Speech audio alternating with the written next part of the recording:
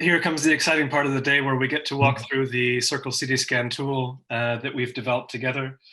And the way this part of the day is structured, I'm going to have my colleagues join me to help me explain it. So here we have Tahir. You can see him up on the screen, or at least I can.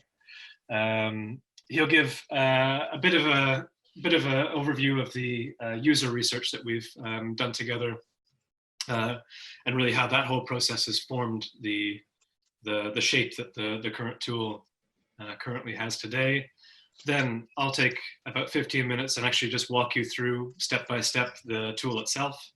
And then I'll pass that over to Mariana, who will talk a lot about the content. So revisiting actually a lot of the points that we discussed on the panel, all the data, all the content, all the knowledge that we've managed to sort of pack into this tool together over the past year. So without any further ado, I'll pass it over to Tahir. Thank you. So hello, my name is Tahir. I'm a digital product manager here at Circle Economy. And what I try to do is to build online tools which capture all the knowledge and expertise we have in this organization and make it available to a wider audience. So today we're talking about a tool for cities. To build a tool, we first need to answer why, how, and what are we going to build. Why in this case is fairly straightforward, because we want to help cities transition to the circular economy. The next question is how. We have done a number of circle scans. We have several experts on the subject in-house, so we already had a few ideas. But we also reached out to people and organizations working on circularity in their cities who potentially could be our users. Academics, consultants, municipalities, impact NGOs, project developers from a variety of countries, from Netherlands and Armenia to Ghana and Finland. And they asked them how were they going about building circularity in their city? What were their hurdles and challenges and pain points? And how could we support them with a digital tool? We got a lot of feedback, a lot of interesting insights, as you can see on the picture, which we aggregated. And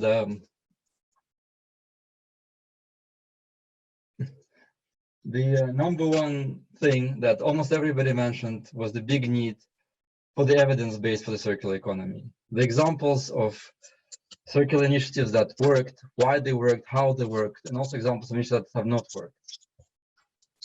People asked directly if they could have access to our supposedly huge database of examples that we tap into when we do our CT scans. Another important need was for a standardized prioritization framework for circular strategies, which should help them identify which strategies are really relevant in their context and they should start with. Those who have worked with us on our city scan process before, they mentioned that they would like to be able to do sector material analysis that we do, and also produce a visually powerful reporting to reach all kinds of stakeholders, similar to what we do with our city scans. And a few organizations said that they would like to have a repeatable process that they could efficiently reapply to multiple cities in their region to make it more accessible. So those insights really gives a direction on how we could support our potential users. The next question is what? What are we going to build? What will be that product that supports the needs of our users? We started with a design sprint, similar to what we'll be doing later today, but it was a full week-long, very intense process during which we thought about the needs, the insights we got, and also about the unique strengths that our organizations and also our partners have that we can build on top to really address those needs. And in the end, what we came up with is a concept for a digital product which will focus mainly on primarily coming up with an action plan for circular pilot projects in those cities. And along the way, it will offer a few key features. Firstly, visual and easy access to data that should help users to identify which sectors and which materials they should focus on. Secondly, access to our growing database of examples and case studies, which should give the necessary evidence base and also inspiration for action. Thirdly, access to a framework of circle strategies, which the tool will be able to dynamically score based on the relevance to the selected focus areas. And finally, it will implement a step-by-step process which will guide the users towards the action plan. It is a big vision, and as we heard during the panel discussion, there are a lot of challenges on this way. But every big journey starts with the first step, and after several months of designing, refining, testing, and developing, today we're excited to show you the first version of our tool. So here I will give the stage back to Matthew to walk you through our very first MVP version of Circle City Scans tool. Awesome. Thank you very much, Tayyar. Yeah, I can attest to the amount of work that's gone in, and also the amount of creative energy. And it's been an extremely exciting process, I think, for all of us who've been involved at Circle Economy. It's been one hell of a year, and I think we're all very proud of the outcome. So without any further ado, I think I'll just jump into it. And that would be here. So, sorry, I just need to clear out my screen. I have comment boxes and things there, but everybody can see it, that we're here on the landing page. So this is the Circle City Scan tool. Very beautiful landing page. Obviously, there's a big call to action, and you're prompted here to put in a city name. Our overall aim here is really to have data for every city in the world, also content, case studies to support learning and inspiration, but also really opportunity scoring that can really give you customized insight into recommended studies, case studies for that city. But maybe just as we scroll down, you can see here that we're working currently with about 4.4 million data points. Currently, we have uploaded about 75 circular strategies, well over 3,000 case studies, which I believe this is the biggest repository of circular economy case studies currently now in the world. And we have 139, almost 140 solution providers already registered on the tool. Scrolling down a little bit further, you can see previous city scans that have been completed using the tool, and a quick overview of how it works. So I'll dive into these steps one by one as we actually go through the tool. But then you can also see that you can stay up to date with what we're doing. And I definitely advise that everybody sign up. But now, just zooming back up, let's choose a city. I'll go with Rotterdam here in the Netherlands. And automatically now we're taken into the tool, and we can see a bit of a pop-up window here saying, well, you can click around this graphic behind this pop-up window to see the opportunities and case studies for Rotterdam. You can also see a little bit of how it works. So as each opportunity is selected, well, as you define your focus area, those opportunities come closer and closer to the middle of that circle, which is your sort of recommendation score. So the closer to the middle, the more recommended these are. So you can see here, we have a full list of all the different circular economy strategies, and this is based off of Circle Economy's 7 key elements. So we have 3 core strategies and 4 enabling strategies. But ultimately, if we really want to set a focus area for the city of Rotterdam, we need to set the focus in this process here to the left side of the screen. So in setting a focus, there are a couple steps. First of all, we need to look into the socioeconomic aspects of the city. So looking here, we can see the different sectors within the city, and there are 3 metrics here. So the gross value added in yellow, the employment jobs in blue, and the emissions that each sector produces in gray. And you can see here the profile of the sectors in Rotterdam. which is pretty neat. You can also sort by those different indicators. And then you're also able to pull up a definition on what exactly is industry and utilities, and you can get a whole bunch of detailed information there. Nice overview, and also explore the initiatives within that sector.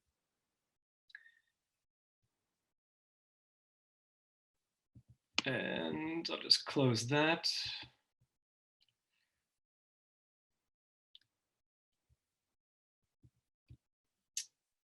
Sorry, I just have still some windows clicking around here.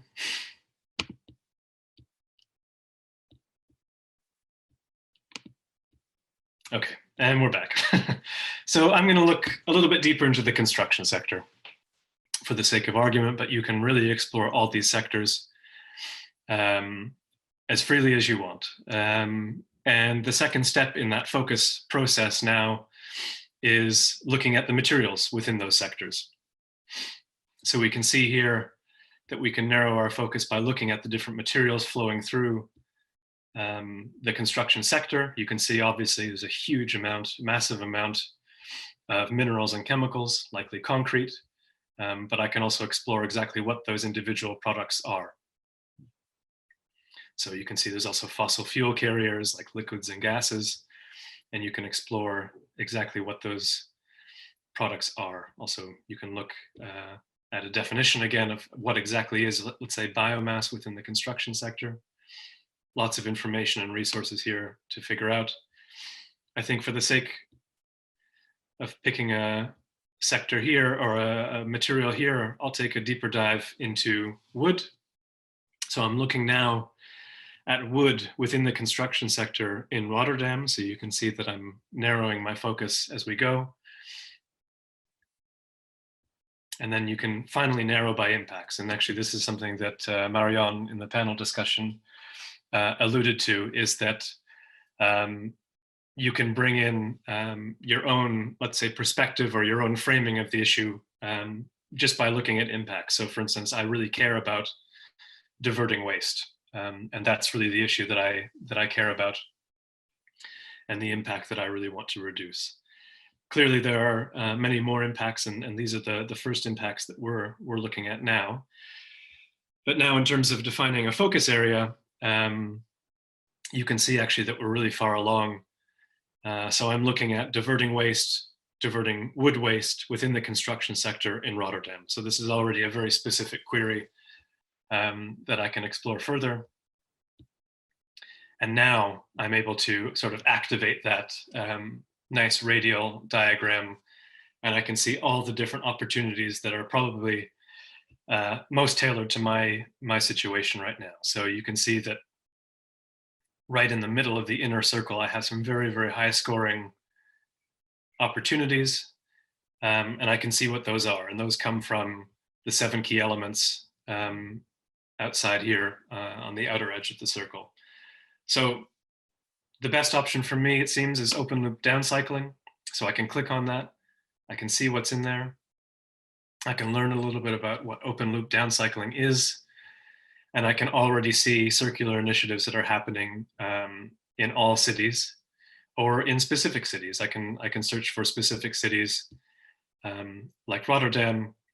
And I can see here, for instance, that Rotterdam is a case study already happening in Rotterdam around that strategy of open loop downcycling. What's also cool is that already I'm linked to solution providers. So I can see people, I can see organizations that can really help me transform waste products into materials. So what would that be? Maybe contractors, logistics or transport companies, waste treatment companies.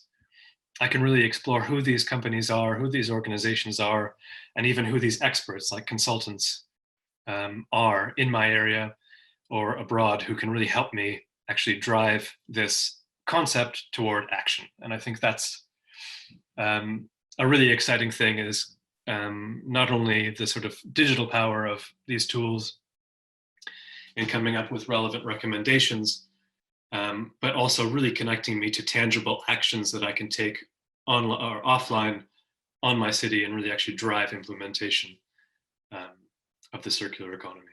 So I'm going to select open loop downcycling as an option here, and you can see that there's a whole world to discover here, and there's lots of different things that I can sort of freely explore and learn about and see what's going on.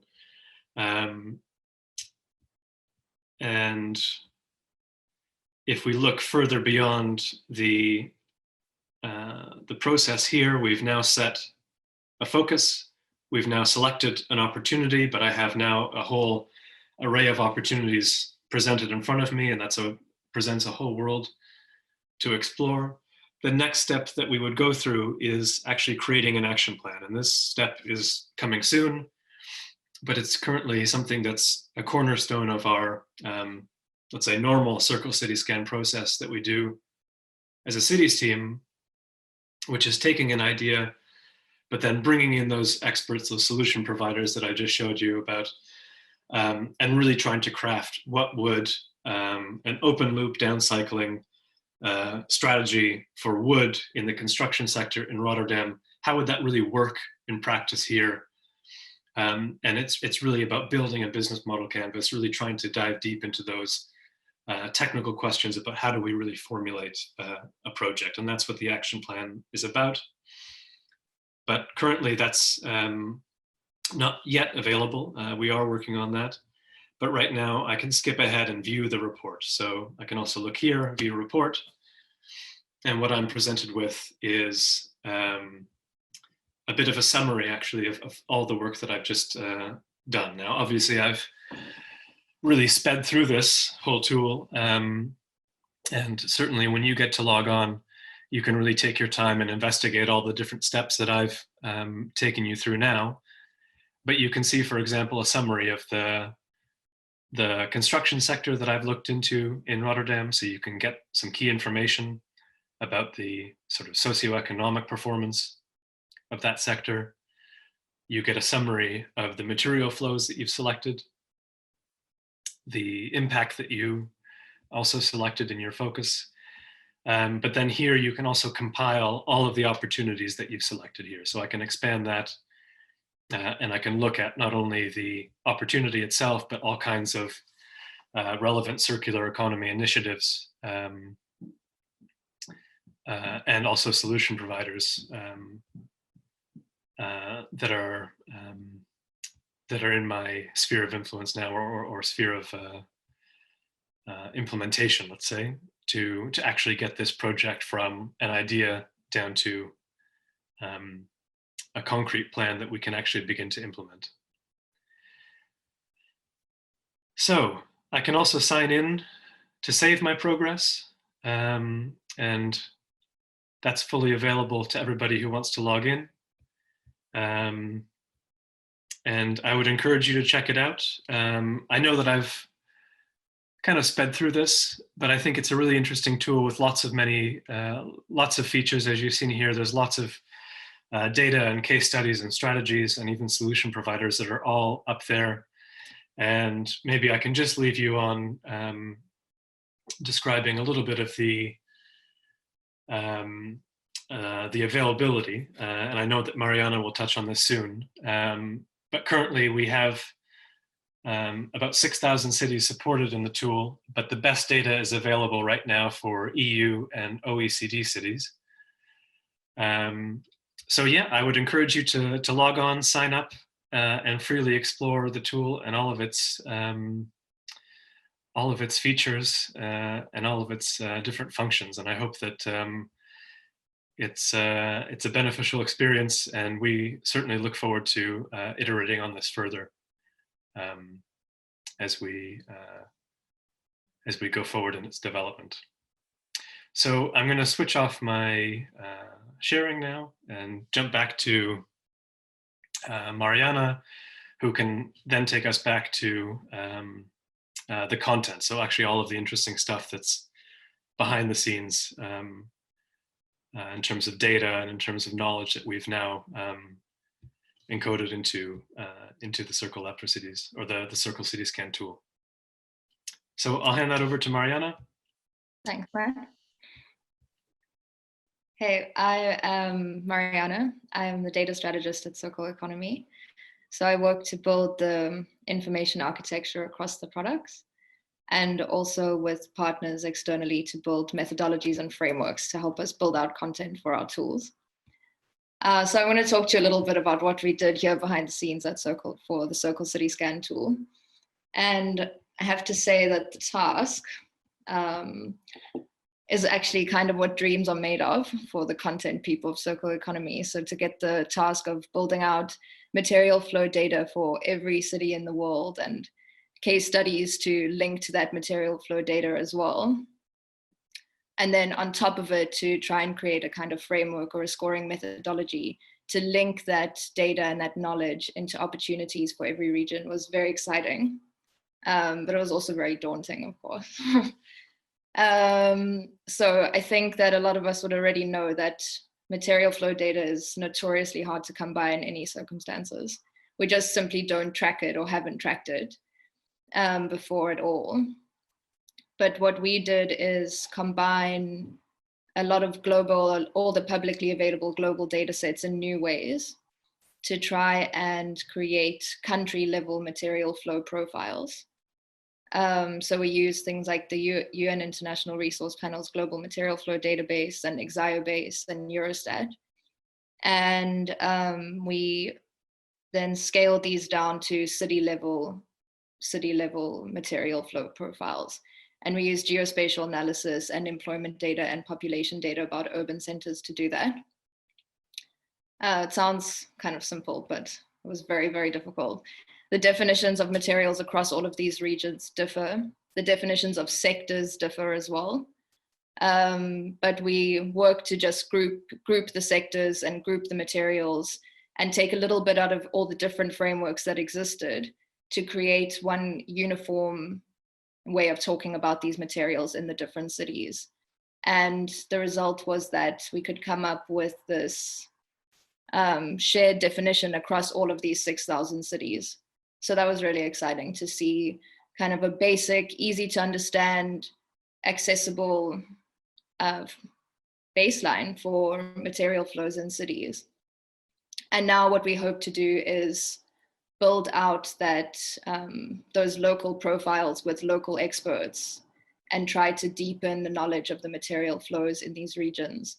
So we hope to hear from you and work together in doing that. And we'll be doing that with our partners that you saw in the panel as well. So it's very exciting to kind of build out this multi-dimensional puzzle of material flows.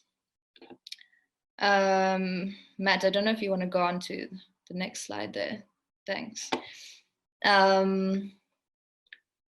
Yeah, okay. And then you can even go jump onto the next one. You can come back here. So the next challenge that we had was the Circle Lab knowledge base. So fortunately, I think we've already mentioned that we were lucky enough to already be sitting on what is, I think, one of the biggest knowledge repositories of cases already. And we work already with partners to share case studies and exchange case studies on an ongoing basis. Fortunately, there is a growing appetite for these cases and they keep popping up in regions and case study repositories. But we found that it's not necessarily that you need a huge volume of case studies, but rather you need case studies that talk about very specific things. And that made it even harder in a way, because one opportunity or something that happens, so for example, a biodigester implemented in a neighborhood, there's different facts about that case study that are relevant to different readers. So what we tried to do in this iteration of Circle Lab for Cities was pull out what are the key facts around each case study that our readers within the tool, the users of the tool are looking to see. And we created one basic kind of low-res or simple version of a case study with just the key facts, and then another more longer version where they could read a little bit more about the case. And we hope in time to deepen these case forms as well and create locally relevant or sectorally relevant forms of case studies that then people can, that practitioners will be able to use. In the end, we just want to facilitate this exchange of information across people who are and experts who are working on these projects so that they can share information and learn from each other. And ultimately create pilot projects in their own cities. I'll talk quickly about the opportunity framework. At Circle, Matt mentioned this as well already, but at Circle Economy, we have what we call the 7 key elements framework. And that kind of, that creates a kind of comprehensive or holistic overview of what defines circularity. And that's really useful in describing or talking about case studies. So, you know,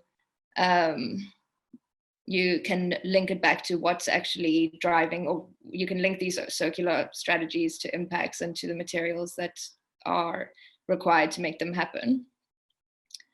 And we linked these strategies to the material data and the case studies that we had, using a basic combination of expert scoring and then also a little bit of algorithmic scoring as well.